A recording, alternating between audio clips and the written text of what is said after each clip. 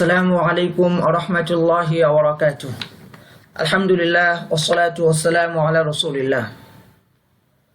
আল্লাহ সুবহানাহু ওয়া তাআলার বিশেষ মেহেরবানিতে রুকিয়া শারঈয়ার আজ 16তম দার্সে আমরা এসে উপস্থিত হয়েছি।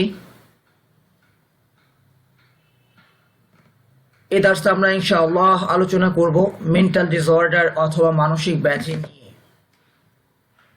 এ বিষয়ে আলোচনার প্রয়োজনীয়তাটা কেন, এটা বুঝতে হলে আমাদেরকে বুঝতে হবে যে আগে আলোচনা করা হয়েছে রুকিয়া যে বিষয়গুলো নিয়ে মূলত ডিল করে, জাদু, ওয়াসওয়াসা অথবা সেহের, মাসু শয়তান, এই সমস্ত প্রভাবে মানুষের মাঝে সাধারণত মানসিক ব্যাধি হিসাবে সেই বিষয়গুলো আত্মপ্রকাশ করে।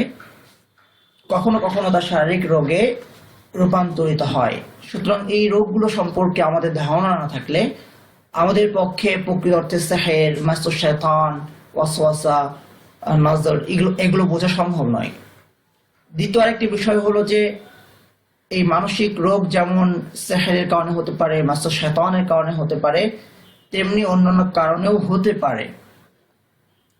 দেখা যাচ্ছে যে মৃগী রোগ, এটা জিনের প্রভাবের কারণে বা মাসু শয়তানের কারণে হতে পারে।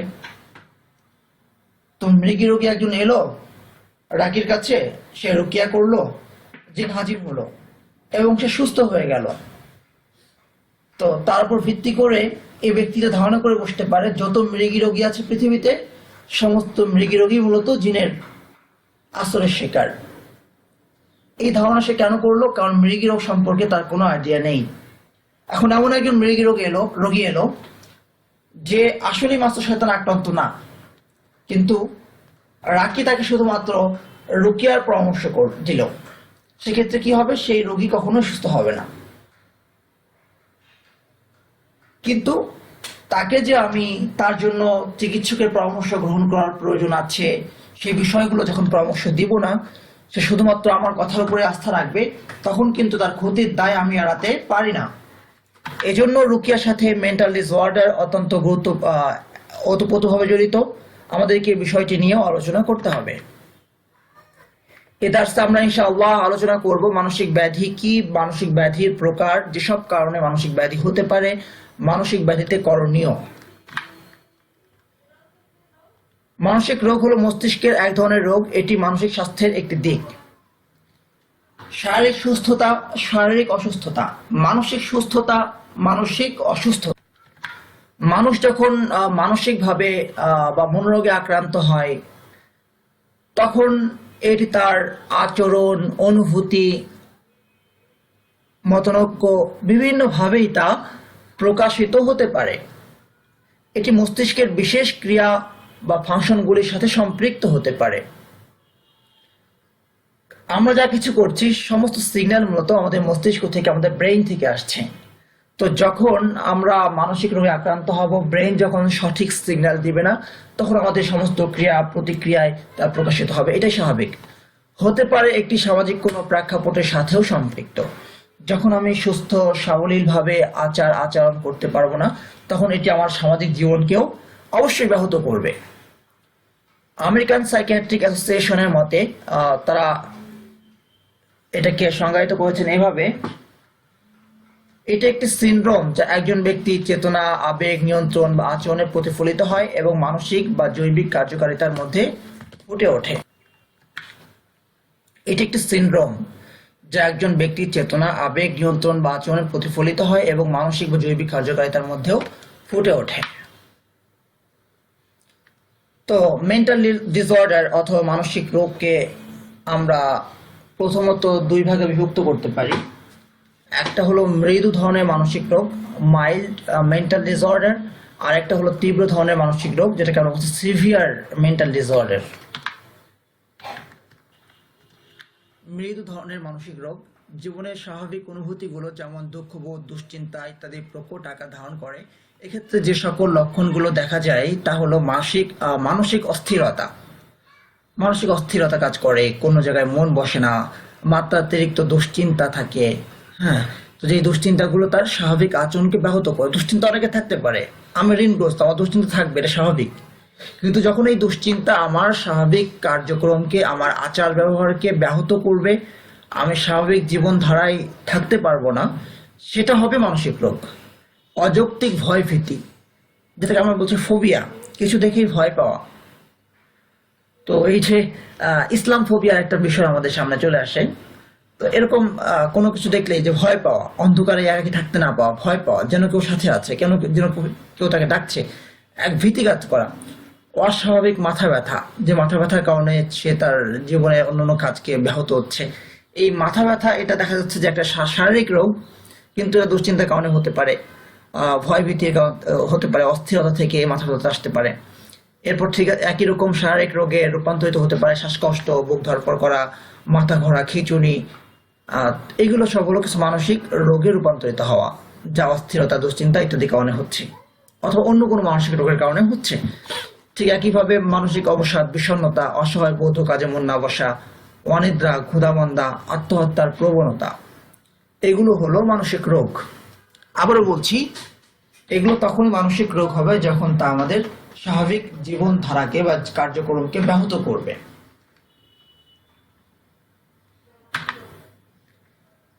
তীব্র ধরনের মানসিক রোগ বা সিভিয়ার মেন্টাল ডিসঅর্ডার, তীব্র ধরনের মানসিক রোগের ক্ষেত্রে আচার আচরণ, কথাবার্তা স্পষ্টভাবে অস্বাভাবিক হয়। এক্ষেত্রে যে সকল লক্ষণগুলো দেখা যায় তা হলো অহেতুক মারামারি। দেখা যায় যে মানসিক রোগ যখন প্রচন্ড আকার ধারণ করে, সে তার নিজের উপর নিয়ন্ত্রণ হারিয়ে ফেলে। আর একটা নিয়ন্ত্রণ আছে, ব্যাহত হচ্ছে, যেটাকে আমরা বলছি মৃদু। আর এটা হলো যে সে তার ভারসাম্য হারিয়ে ফেলেছে, সে ধস্তাধস্তি করছে, সে মারামারি করছে, বোট নিয়ে মারতে যাচ্ছে, সে জিনিসপত্র ভাঙচুর করছে, তারপরে আবোল তাবোল বকাবকি করছে, সন্দেহ প্রবণতার সৃষ্টি হচ্ছে, সে তার মেয়েকে চেনে না, তার ছেলেকে চেনে না, তার স্বামীর উপরে অধিক ধরনের সন্দেহ প্রবণ। হ্যাঁ, আর একটা আছে সন্দেহ প্রবণ। আবার বলছি যে এই একই ধরনের সিমটম গুলো দেখে যে মানসিক রোগ হয়ে যাবে তা কিন্তু না। সন্দেহ প্রবণতা, স্ত্রী তার স্বামীকে দেখেছে যে পরকীয়া করতে, তার স্বামী তার কাছে পাসওয়ার্ড দিয়ে তার মোবাইলের মেসেঞ্জার সে পাসওয়ার্ড দিয়ে রাখে, অথবা স্ত্রী তার স্বামীর কাছ থেকে এই পাসওয়ার্ড দিয়ে আলাদা রাখছে, তাকে দেখতে দিচ্ছে না। এই যে লুকোচুরি, এই যে গোপনীয়তা, স্বামী স্ত্রীর মাঝে এই লুকোচুরি বা এই গোপনীয়তা গুলো তো আসলে ক্ষতিকর। তো এই যে এইভাবে সন্দেহ প্রবণতা যেগুলো সৃষ্টি হচ্ছে, সেটা কিন্তু মানসিক রোগ না। কিন্তু কারো কারো ক্ষেত্রে অহেতুক একদমই অহেতুক এই সন্দেহ প্রবণতা তৈরি হতে পারে। উদাহরণস্বরূপ বলতে পারি যে একজন, সে দেখেছে তার পাশের বাসার কেউ পরকীয়া করেছে, পরকীয়া করে তার স্বামীকে সে মেরে ফেলেছে, বা স্বামী তার স্ত্রীকে রেখে আরেকটা বিয়ে করে তাকে তালাক দিয়ে দিয়েছে। তো এটা তার মধ্যে এক ধরনের ভীতি তৈরি হতে পারে, যার ফলে অহেতুক সে তার স্বামীর প্রতি সন্দেহ করছে, বা স্বামী তার স্ত্রীর প্রতি সন্দেহ করছে। সন্দেহ প্রবণতা এমন একটা পর্যায়ে পৌঁছেছে তাদের পারিবারিক জীবন স্বাভাবিকভাবে ব্যাহত হচ্ছে। সেটা ভিন্ন, সেটা মানসিক রোগ। আবার গভীর রাতে বাড়ির বাইরে চলে যাওয়া, একে গিয়ে গাছের ডালে বসে থাকা, মাঠের মধ্যে গিয়ে বসে থাকা, ছাদে উঠে বসে থাকা, এই জাতীয় বিভিন্ন বিষয় আছে যেটা একজন সুস্থ মানুষের পক্ষে সম্ভব না। বা একজন সুস্থ মানুষ যে ধরনের আচরণ করতে পারে না, একা একা হাসা, কথা বলা, কান্নাকাটি করা, ঠিক মতো ঘুম না হওয়া, খাওয়া দাওয়া ঠিক মতো না করা, নিজেকে সুপ্রিম পাওয়ারের অধিকারী মনে করা, এরকম বিভিন্ন ধরনের রোগ একজন ব্যক্তির মাঝে প্রকাশ পেতে পারে, মানসিক রোগ। যেটা স্বাভাবিক পর্যায়ে আমরা বলছি মৃদু, এবং তীব্র পর্যায়ে বলছি সিভিয়ার বা তীব্র। এখন আমরা আসি যে মানসিক রোগটা কেন হয়। কারণ যদি আমি কারণটা জানতে না পারি, তাহলে আমার পক্ষে চিকিৎসা গ্রহণ করা সম্ভব নয়। প্রথমত আমরা বলছি জিনের আসরের কারণে হতে পারে। একজন ব্যক্তি যখন জিনের আসর গ্রস্ত হয় বা মাসর শয়তানে আক্রান্ত হয়, তখন তার মাঝে বিভিন্ন ধরনের মানসিক রোগ দেখা দিতে পারে। জাদুর প্রভাবে হতে পারে, দুশ্চিন্তা থেকে হতে পারে, মানসিক চাপ থেকে হতে পারে। এরকম হয় না যে আমরা কেউ পরীক্ষার সময় চিন্তায় সে তার আগের সমস্ত কার্যক্রম সে ভুলে গেছে, সে কোনো ধরনের কার্যকলাপ সে আর ঠিক মতো করতে পারছে না, সে পাগল হয়ে গেছে। পাগল কেন হয়? সিভিয়ার মেন্টাল ডিসঅর্ডারই একটা পর্যায়ে গিয়ে সে পাগল হয়ে যাচ্ছে। কেউ সিজোফ্রেনিয়ার রোগী হয়ে যাচ্ছে, কেউ সুস্থ থাকছে, মাঝে মধ্যে সে আবল তাবল বকছে। তো সবার লেভেল এক না। তো হতাশা থেকে হতে পারে, ঘুমের ব্যাঘাত থেকে হতে পারে, নিয়মিত তার ঘুম হচ্ছে না, সেই ঘুম আহ, না হওয়াটা দুশ্চিন্তা থেকে হতে পারে, সেই ঘুম না হওয়াটা কোনো ওষুধের প্রভাব হতে পারে। ঠিক একইভাবে ট্রমা, ট্রমা থেকেও মানসিক রোগ হতে পারে। ট্রমা বলতে কি বুঝি আমরা? ট্রমা বলতে বুঝি যেমন আমি চাঁদপুর যাচ্ছি, মাঝ নদীতে প্রচন্ড ধরনের ঘূর্ণিঝড় শুরু হলো, লঞ্চ ডুবে গেল, অথবা ডুবে যাবে অবস্থা, এই যে একটা ভীতিকর একটা পরিস্থিতি, এটা একটা ট্রমা। তো ট্রমার কারণে মানুষের মাঝে মানসিক রোগ দেখা দিতে পারে।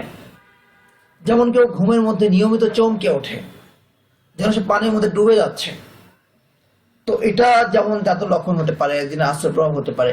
আবার এই মানসিক রোগটা এখান থেকেও হতে পারে, হয়তোবা সে কোনো একদিন ভ্রমণে যাচ্ছিল, বরিশাল যাচ্ছিল, লঞ্চে ছিল, লঞ্চ ডুবে গেল বা ডুবে যাচ্ছিল, এমন সময় তার ঘুম ভেঙে যায়, লঞ্চে সে ঘুমোচ্ছিল, ঘুম ভেঙে যায়। এইটা যে তার মনের উপর একটা বড় একটা প্রভাব ফেলেছে, এই প্রভাবের ইফেক্ট হতে পারে বা ইম্প্যাক্ট হতে পারে এইটা তার ঘুমের মধ্যে এই ধরনের যেন ডুবে যাওয়া, ভীতি, কোনো স্বপ্ন দেখা, অথবা ঘুম থেকে বারবার লাফিয়ে ওঠা। আমরা দেখেছি যে সে জিনের আশ্রয় আক্রান্ত না, সে জাদুতে আক্রান্ত না, কিন্তু তার ঘুম ভেঙে যাচ্ছে, সে ভয় পাচ্ছে, যেন সে পানির মধ্যে ডুবে যাচ্ছে। তো জিজ্ঞেস করে দেখলাম সেই ব্যক্তিটির জীবনে এই ধরনের একটা দুর্ঘটনা ঘটেছিল, তারপর থেকে সে এই ধরনের একটা রোগে আক্রান্ত হয়েছে। এটা হলো ট্রমা। এখন মানসিক রোগ হলে আমার কি করণীয়? আমি দুশ্চিন্তাগ্রস্ত হয়ে পড়েছি, অথবা আমি হতাশাগ্রস্ত হয়ে পড়েছি, কাজকর্ম ঠিক মতো করতে পারছি না।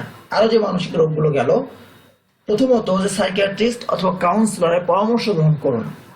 অর্থাৎ আপনি কোনো স্পেশালিস্টের কাছে যান, সেটা কাউন্সিলর হতে পারে। আর যদি তার রোগে পরিণত হয়ে যায়, শুধু ডিসঅর্ডার না থেকে সে যদি রোগে পরিণত হয়ে যায়, মনোরোগ যেটা আর কি, সেক্ষেত্রে আপনাকে অবশ্যই সাইকিয়াট্রিস্টের কাছে যেতে হবে। তার পরামর্শগুলো গ্রহণ করুন, আপনার রোগকে নির্ণয় করুন, পাশাপাশি কোরআনি চিকিৎসা গ্রহণ করতে পারেন, কারণ এটা জিনের আসর থেকেও হতে পারে, রুকিয়া করতে পারেন। আর তাছাড়া জিনের আসর ছাড়া মানসিক রোগেরও তো চিকিৎসা রয়েছে অবশ্যই কোরআনে। রাকিদের কাছে যেতে পারেন। শুধুমাত্র রাকিদের কাছে যাওয়া যেমন সমাধান নয়, শুধুমাত্র কোনো কাউন্সিলর অথবা সাইকিয়াট্রিস্ট যে রুকিয়া সম্পর্কে অথবা জিন, নজর, অসওয়াসা, সাহের ইত্যাদি সম্পর্কে যার কোনো ধারণা নেই, তার কাছে যাওয়াটাও নিরাপদ নয়। আমাদেরকে সামঞ্জস্যপূর্ণ একটা আচরণ বা সামঞ্জস্যপূর্ণ একটা অবস্থান গ্রহণ করতে হবে। পাশাপাশি আমরা যে কাজটা করতে পারি, ভারসাম্যপূর্ণ স্থায়ী দৈনন্দিন তালিকা মেনে চলুন। একটা রুটিন করে ফেলা, সেই রুটিন অনুযায়ী জীবন চালানো, কাজে ব্যস্ত থাকুন। আমাদের যখন কোনো কাজ থাকে না, তখন এই দুশ্চিন্তা, হতাশা এগুলো মাথার মধ্যে ভর করে। এই জন্য কাজে ব্যস্ত থাকতে হবে, পর্যাপ্ত পরিমাণে ঘুমোতে হবে। আমরা দেখছি যে সাধারণত মানসিক রোগী যারা হয়, তাদেরকে যখন ওষুধ দেওয়া হয়, সেই ওষুধের মধ্যে ঘুমের একটা প্রভাব থাকে। তো রাকিরা, বিশেষ করে রাকিরা যারা এই রোগ সম্পর্কে জানে না, তারা বলে যে আপনি কি ওষুধ খাচ্ছেন, শুধুমাত্র ঘুমের ওষুধ আপনাকে দিয়ে রেখেছে। আসলে এই যে এই ব্যক্তিটা ঘুমোতে পারছে না, সে যদি ঘুমোতে না পারে তাহলে তো তার রোগটা বেড়ে যাবে।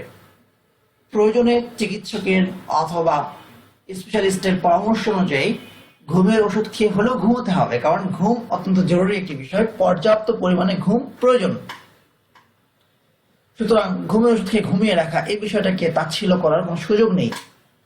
যদি মনোরোগের সমস্ত কিছু আমি বুঝতাম, তাহলে তো এমবিবিএস ডাক্তার অথবা এফসিপিএস সাইকিয়াট্রিস্টের কোনো প্রয়োজন ছিল না। সব তো আমি বুঝি, রুকিয়ার 1 মাস 2 মাস কোর্স করে সব বুঝে ফেলেছি। সুতরাং তাদেরকে তাদের কাজ করতে দিন। আপনারা যারা রুকিয়া করছেন, আপনাদের কাজ আপনারা করুন। কাজের একঘেয়েমি ভাব ছাড়ুন। দেখা যাচ্ছে যে সকালে কাজ করতে বসেছে, সারাদিনই সে কম্পিউটার সামনে বসা, তার মাথা ব্যথা হতে পারে। এটা তার মেন্টালি সে একটা প্রেশার তার উপর কাজ করতে পারে। এটা তার মধ্যে মানসিক রোগ সৃষ্টি করতে পারে। সুতরাং কাজের একঘেয়েমি ভাব ছাড়তে হবে। আপনি কাজ করুন, টান 2 ঘন্টা 2.5 ঘন্টা কাজ করুন, কম্পিউটার থেকে তাকিয়ে থাকুন, এরপর একটু উঠুন, চা খেয়ে নিন, একটু কফি খান, আবার একটু কথা বলুন, একটু কোরআন তেলাওয়াত করুন, আবার কাজ করুন। এটা হলো সিস্টেম। যে একঘেয়েমি ভাবে কাজ করলে ব্যক্তির মাঝে মানসিক চাপ সৃষ্টি হয়, এটা মানসিক রোগের কারণ হতে পারে। খাবারের নিয়মতান্ত্রিকতা মেনে চলুন, পুষ্টিকর খাবার গ্রহণ করুন। অনিয়মিত খাবার খাওয়া, পুষ্টিকর খাবার না খাওয়া ইত্যাদি আমাদের শরীরের যে ইমিউনিটি সিস্টেম, এটাকে দুর্বল করে দেয়। মদ্যপান, নেশাজাতীয় ওষুধ পরিহার করুন, এগুলো বিভিন্ন ধরনের মানসিক রোগ তৈরি করতে পারে।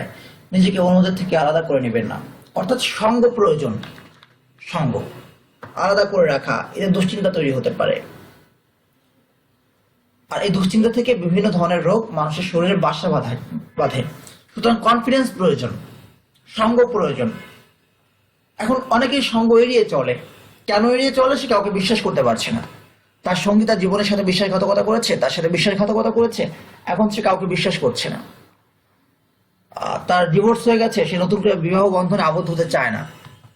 এই দেশে বিবাহ বন্ধনে আবদ্ধ হচ্ছে না, একই থাকছে, সে দুশ্চিন্তা করছে, চিন্তা করছে, সে সুস্থ থাকতে পারবে না, কিংবা সে গুনাহ থেকে বাঁচতে পারবে না। সুতরাং নতুন করে খুঁজতে হবে আপনি কাকে বিশ্বাস করেন। আপনি আপনার সেই বিশ্বাসের জায়গাটা খুঁজে বের করতে হবে, কারণ আপনাকে সুস্থ থাকার প্রচেষ্টা আপনাকেই করতে হবে। আপনার আশেপাশে যারা আছে তারা সর্বোচ্চ আপনাকে কিছু সহায়তা করতে পারে। আর এই মানসিক রোগের ক্ষেত্রে অবশ্যই আশপাশে যারা থাকে তাদের সার্বিক সহযোগিতা অবশ্যই প্রয়োজন। একজন শারীরিক রোগীর ক্ষেত্রে যেমন সেবা শুশ্রূষার প্রয়োজন আছে, মানসিক রোগীর ক্ষেত্রে মেন্টালি সাপোর্ট দেওয়ার আরো বেশি প্রয়োজন।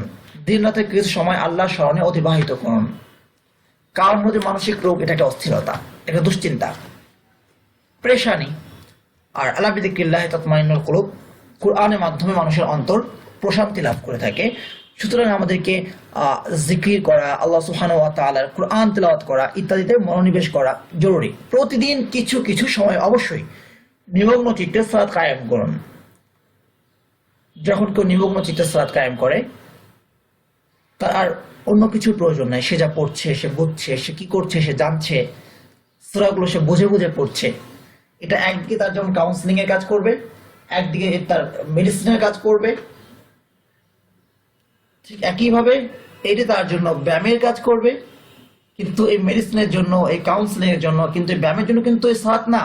ভুল বুঝবেন না, অবশ্যই সালাত আল্লাহ সুবহানাহু ওয়া তাআলার ইবাদত, কিন্তু সালাত হলো মানুষের দুনিয়াবি এবং আখিরাতের সমস্ত প্রয়োজন পূরণের জন্য। আল্লাহ সুবহানাহু ওয়া তাআলা বলেছেন ওয়াস্তাঈনু বিস-সাবরি ওয়াস-সালাহ, তোমরা সবর ও সালাতের মাধ্যমে আল্লাহর সাহায্য প্রার্থনা করো। সুতরাং সালাত হলো আল্লাহর সাহায্য প্রার্থনার মাধ্যম বা আল্লাহর সাহায্য গ্রহণের মাধ্যম।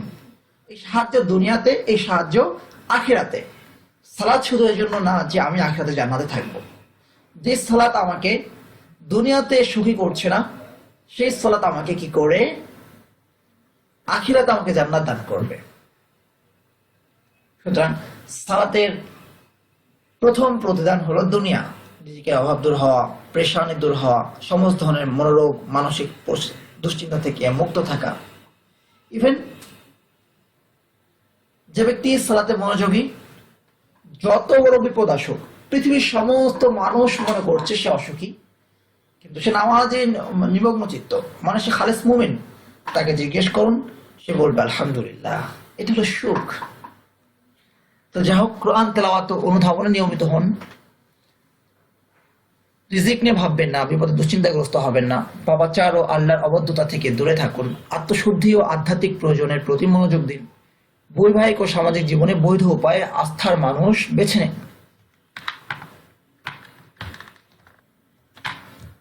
কোনো বিষয়ে মানসিক চাপে থাকলে তা অন্যের সাথে শেয়ার করুন।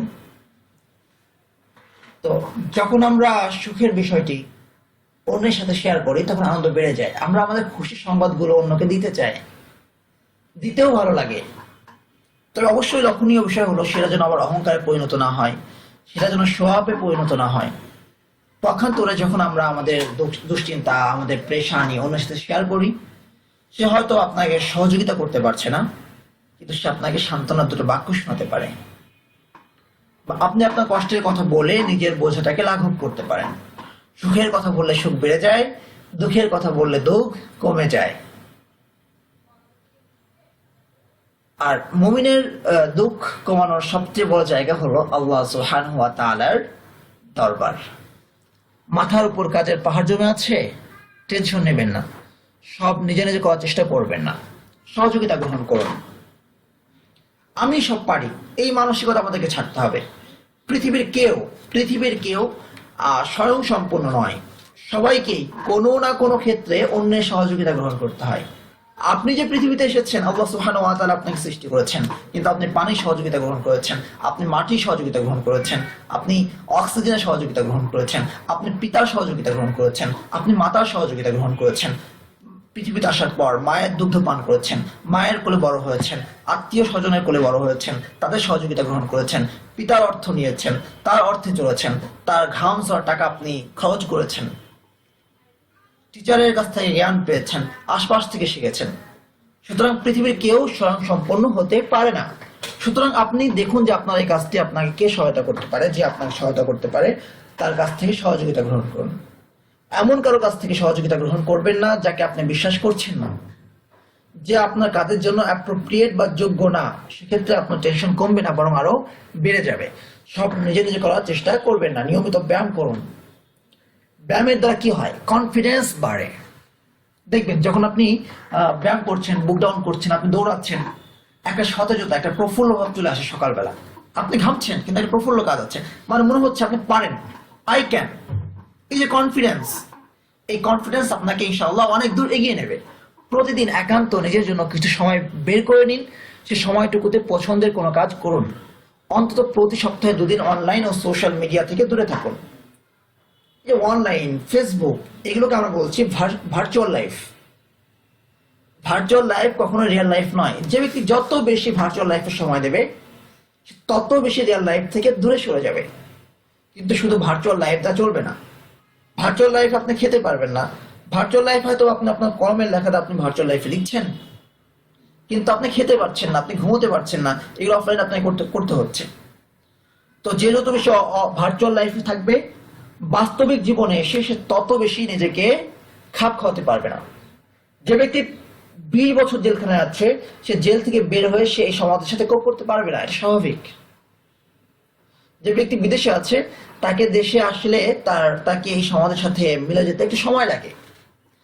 সুতরাং অনলাইন আমাদের মধ্যে হতাশা সৃষ্টি করে, কারণ সে যখন অফলাইনে আসে তখন সে দেখে আমি পারি না, আমি পারি না, আমি পারি না, আমার দ্বারা হবে না, আমার দ্বারা সম্ভব না, এটা কি করে সম্ভব, মানুষ এত কিছু করে, আমি পারছি না।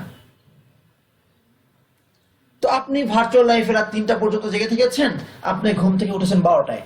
আপনি বলেন আপনি বিজনেস করবেন, এই 12টার দিকে গিয়ে আপনি কোথায়? আপনি এখান থেকে যদি আপনি খেজুরের বিজনেস করেন, আপনি মধুর বিজনেস করেন, অথবা আপনি আচারের বিজনেস করেন, তাহলে আপনাকে যেতে হবে মিটফোর্ড। এই পুরাতন ঢাকা সমস্ত জ্যাম অতিক্রম করে আপনার আস্তে আস্তে বিকাল। আপনি কখন কি বিজনেস করবেন? উদাহরণস্বরূপ আপনি কাঁচামালের বিজনেস করেন, আপনি 2টার দিকে ঘুম থেকে উঠে বা আপনি 11টার দিকে ঘুম থেকে উঠে কোথায় আপনি পাইকারি বাজারে যাবেন? কারণ বাজারে বসে ফজরের আগে, কারণ বাজারে মাছের বাজার বসে ফজরের আগে।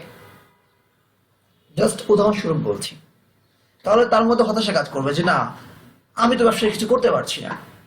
কিন্তু আপনি 10টার দিকে ঘুমিয়ে পড়ুন, অনলাইনে এডিকশন কমান, ফজরের আগে উঠুন, সালাত আদায় করে 2 রাকাত নামাজ পড়ুন, ফজর নামাজ পড়ুন, তাহাজ্জুদ পড়ুন, প্রফুল্ল মনে আপনি করে নিয়ে আসেন, পাইকারি বাজার করে নিয়ে আসেন।